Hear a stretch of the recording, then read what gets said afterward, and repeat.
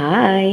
இந்த vlog பார்த்திங்கன்னா last week சென்னையிலேருந்து ராணிப்பேட்க்கு வந்ததுக்கப்புறமா ப்ரொவிஷன்ஸு காயெலாம் இல்லைன்னு வாங்க போனேன். எதிர்க்கே ஒரு டிபார்ட்மெண்ட் ஸ்டோர் இருக்குது, அங்கே வாங்கினது தான். அங்கே பார்த்திங்கன்னா ஹோல்சேல் ரேட் மாதிரி தான் இருக்குது.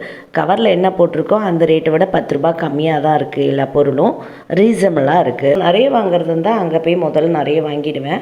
அதுக்கப்புறம் 1-2 தேவைதுன்னா சாய் போயிட்டு அப்புறமா பக்கத்தில் இருக்க கடையில் வாங்கிட்டு வருவாங்க. சாய் வந்ததுக்கப்புறமா ஆஃபீஸ்லேருந்து வந்ததுக்கப்புறமா தான் போனேன். பிகாஸ் என்னால் வெயிட் தூக்கிட்டு வர முடியாது, இங்கே 2 மாடி ஏற முடியாதுன்றதுக்காக 8:30க்கு மேலே தான் கிளம்பி போயிட்டு இதெல்லாம் வாங்கிட்டு வந்தேன். முக்கியமானதாக தேவையானதை மட்டும்தான் வாங்கினேன். பிகாஸ் விரதம் அப்போ தான் ஸ்டார்ட் பண்ணோம். சென்னையிலேருந்து வந்ததுக்கப்புறமா தைப்பூசத்துக்கு விரதம் இருக்கேன்னு சொன்னனால சரின்ட்டு ஒரு சில ஐட்டம்லாம் வாங்கலான்ட்டு வாங்கிட்டு வந்தேன். சென்ட் இல்லை, மைசூரில் வாங்கினதை வச்சு யூஸ் பண்ணிட்டு இருந்தான். இப்போ தீர்ந்துட்டு வாங்கணுமா, நான் சரி வாங்கிக்கோன்னு. ஸோ டோட்டலாக பில் பார்த்திங்கன்னா 2000 ருபீஸ் வந்துடுச்சு. யூஸ்வலாக அவ்வளோ வராது, பட் வந்து கொஞ்சம் எக்ஸ்ட்ராவாக சில ஐட்டம்லாம் வாங்கினால அது ரேட் கொஞ்சம் அதிகமாகிடுச்சு. அப்புறம் இந்த தடவை வந்து ஏற்கனவே வரகரிசிலேயே ரெசிபீஸ் போட்டிருக்கீங்களே அக்கா, வேறு எதனா போடுங்க அப்படின்னு கேட்டிங்க. ஸோ நான் வந்து பார்த்திங்கன்னா இங்கே இருக்கிறனால நான் நிறைய வாங்கி டம்ப் பண்ண முடியாது, அதனால் ஒரு பொருளாக தான் வாங்கலான்ட்டு. சிறுதானியங்கள்லாம் பார்த்திங்கன்னா கொஞ்சம் ரேட் அதிகம் தான். சரி முதல் வரகு வாங்கினேன், அது தீர்ந்ததுக்கப்புறமா இன்னொரு சிறுதானியம் வாங்கலான்னு இருந்தேன். சரி சோளம் வாங்கினேன், அதை வாங்கிட்டு ரெசிபீஸ் பண்ணலான்ட்டு. ரெசிபீஸ் நான் அப்லோட் பண்ணுறேன், பார்த்து செக் பண்ணிக்கோங்க. ஸோ எல்லாமே பார்த்திங்கன்னா தோரம்பருப்பு 1 கிலோ வாங்கினேன், மீதிலாம் அரை கிலோ தான் வாங்கினேன். அப்புறம் வந்து ப்ரூ பேக்கெட்லாம் இந்த மாதிரி ஷேஷே மாதிரி வாங்கினேன், பெருசாக வாங்கலை. நிறைய கொஞ்சம் எந்த அளவுக்கு கம்மி பண்ணி பட்ஜெட்குள்ளே வாங்கணும் அப்படின்னு பார்த்து வாங்கினேன். இந்த தடவை கருப்பு உளுந்து வாங்கியிருக்கேன். ஸோ தோசைக்கு அரைக்கும் போது அது ஊற வச்சுக்கலான்ட்டு. அப்புறமா கொஞ்சமாக தான் வாங்கினேன், 100 கிராம் 50 கிராம் அளவுக்கு தான் வாங்கினேன். பூஜைலாம் பண்ணுறதுக்காக வத்திப்பெட்டி, பன்னீர், கற்பூரம் வாங்கினேன். சாய் கொஞ்சம் இந்த ஸ்நாக்ஸ்லாம் வாங்கினேன் சாப்பிட்றதுக்காக. சுண்டல்லாம் கொஞ்சம் வாங்கினேன். சாய் விரதம் இருக்குன்னு சொன்னனால மார்னிங் டைமில் எதுவும் சாப்பிட மாட்டாங்களா, ஸோ சுண்டல் வேக வைக்கலான்ட்டு எல்லாம் 1/2 kg அளவுக்கு கொஞ்சம் சுண்டல் வாங்கிட்டேன். நான் சென்னையில் ஜியோ மார்ட்டில் வாங்குறதோட இங்கே கொஞ்சம் ரேட்டு 5 ரூபா 10 ரூபா கம்மியாக தான் இருக்குது. தோரம்பருப்பு பார்த்திங்கன்னா 140 ரூபா தான். கோல்டின்னு 147 ரூபா. அந்த சென்ட் வந்து 250 போட்டிருந்தது பாட்டிலில், 220க்கு தான் கொடுத்துருக்காங்க. புளி வந்து இந்த வாங்கினேன், இது வந்து புது புளி போல் இருக்குது, கொஞ்சம் வேறு மாதிரி டேஸ்ட் இருந்தது, நல்லா தான் இருந்தது. 2071 ஆச்சு பில்லு.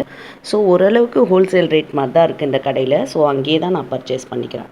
ப்ரொவிஷன்லாம் வந்து ஒரு சில அட்டை டப்பாவில் தான் போட்டு வச்சுருந்தேன். அதுக்கப்புறமா ஒரு பக்கெட் மாதிரி வாங்கினேன். பட் இங்கே தண்ணி கஷ்டம்ன்ட்டு அதையும் எடுத்து வச்சுட்டு அதுலேயும் தண்ணி பிடிச்சி வைக்கிற மாதிரி ஆயிடுச்சுங்க. இது 1+1 ஆஃபரில் கோதுமை பாக்கெட் வாங்கினேன்.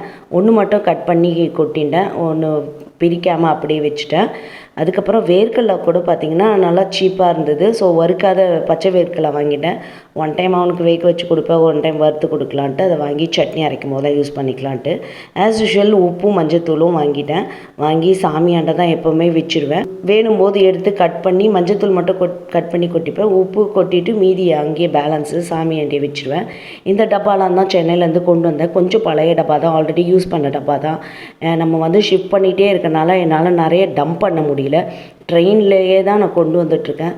கொஞ்சமாக டப்பாஸ் கொண்டு வந்தேன், அதெல்லாம் போட்டு இதில் போட்டு ஏற கட்டி வச்சுருக்கேன். சில பேர் நினைக்கலாம் என்ன இந்த அக்கா இந்த மாதிரி பழைய டப்பாலெலாம் வைக்கலான்ட்டு. என்னோடய கஷ்டம் எனக்கு தான் தெரியும். அதுலேயே மைசூரில் வச்சுருந்த டப்பாலாம் அப்படியே வந்து ஃப்ரீயாகவே தூக்கி கொடுத்துட்டேன். அதனால் திருப்பி வாங்கி நம்ம வேஸ்ட் பண்ண வேணாம். அண்ட் தென் சென்னையிலையும் பார்த்திங்கன்னா நிறைய டப்பாஸ் இருக்குது. இங்கே புதுசாகவும் வாங்கிட்டு அங்கேருந்து வேறு எடுத்துகிட்டு வந்து ஷிப் பண்ணும்போது ரொம்ப கஷ்டமாக இருக்கும்ன்ட்டு நான் நிறைய பொருள் வாங்கினது இந்த ஒரே ஒரு ரேக்கு தாங்க இருக்குது. இந்த வீட்டில் ஷெல்ஃபே கிடையாது. இந்த இரும்பு ரேக் கொடுத்துருக்காங்க. அதில் 2 ரேக்கில் வந்து சாயோட துணி, ஒரு ரேக்கில் என்னோட துணி, மீதி கொஞ்சம் பேகுங்க அந்த மாதிரி எக்ஸ்ட்ரா ஐட்டம்லாம் வச்சுருக்கேன். அடியில் வந்து ப்ரொவிஷன்ஸ்லாம் டப்பாவில் போட்டு அடுக்கி வச்சுருக்கேன். ஸோ இது மட்டும்தான் இந்த குட்டி ரூமில் இதெல்லாம் அடுக்கி வச்சுருக்கேன். வாங்கின ப்ரொவிஷன்லாம் ஓரளவுக்கு இதில் போட்டு எறும்புலாம் அந்தளவுக்கு இல்லை இந்த வீட்டில், அதெல்லாம் ப்ராப்பராக அடுக்கி வச்சுருக்காங்க. இதுதான் இந்த குட்டி ரூம். இது இன்னொரு ரூமில் காயெல்லாம் வாங்கினேன்னா அந்த ரூமில் லாஸ்ட் ரூமில் அடுக்கிப்போம். ஸோ அந்த ரூமும் அந்தளவுக்கு யூஸ் பண்ண மாட்டோம். சாய் வந்தானா கொஞ்ச நேரம் ரிலாக்ஸாக உட்காந்துன்னா அந்த லாஸ்ட் ரூமில் கொஞ்சம் ஃபோன் பார்த்துட்ருப்பான்.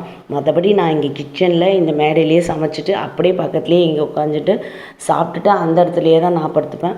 ஏன்னா ஃப்ரெண்ட்லேயே இருக்கனால நல்லா சில்லுன்னு இருக்குது கிளைமேட்டு. ஆல்ரெடி ஹோம் டூர் போட்டிருப்பேன், பார்த்துருப்பீங்க. ஸோ அதே தான் அது.